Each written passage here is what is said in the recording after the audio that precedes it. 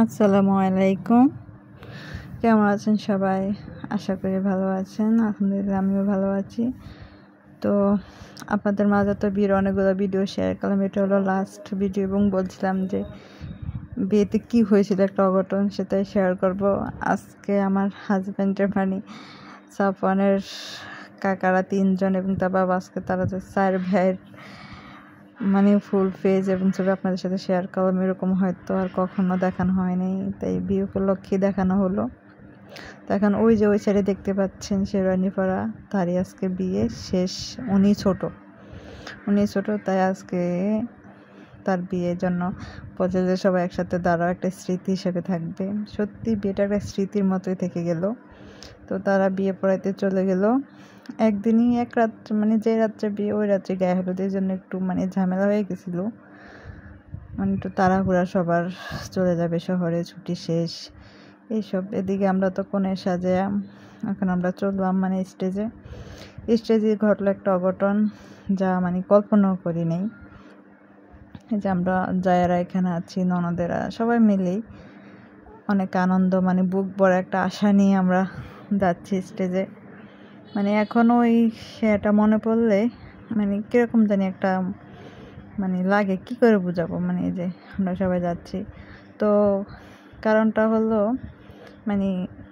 সেটা হয়তো ভিডিও করা হয়নি ঝামেলার মধ্যে, এটা কি করে ভিডিও করব।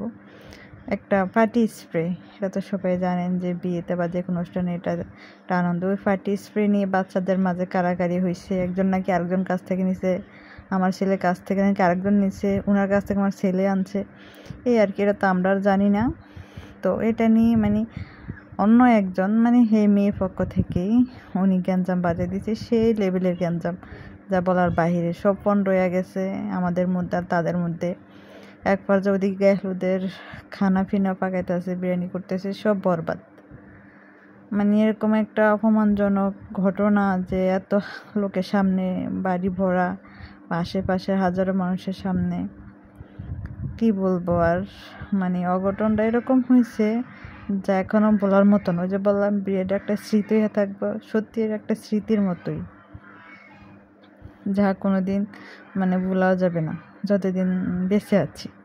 তো সেখান থেকে আমরা চলে আসি, এখনও আসিনি, সেখান থেকে আমরা চলে আসি।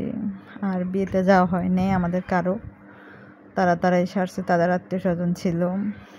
আমাদের মধ্যে গ্যাঞ্জামটা হয়েছে। অনেক আশা নিয়ে যে ছোট দেওরের বিয়ে, তাও এক বাড়ির উপরে, পাশাপাশি ঘর, অনেক একটা আনন্দ ছিল। তো সে আনন্দ তার হলো না।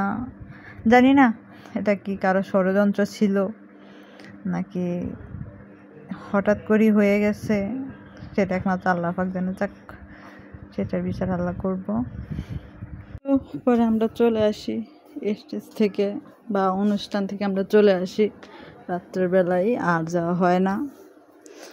সব কিছু মিলে একটা কষ্ট থেকে গেল।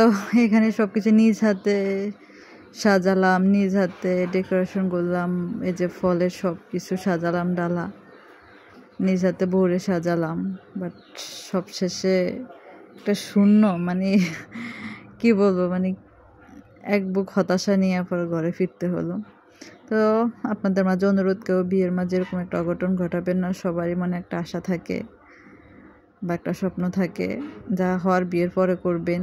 অন্তত বিয়েটা মিটমাট করতে দিবেন, এই আর কি। তো এই পর্যন্ত শেয়ার করলাম। এই যারা 3 জন ভাতিজা ভাগ্নি নিয়ে বসে আছে। তো এই পর্যন্তই বিয়ের ভিডিও ছিল, আর করতে পারিনি। ওকে, আল্লাহ হাফেজ।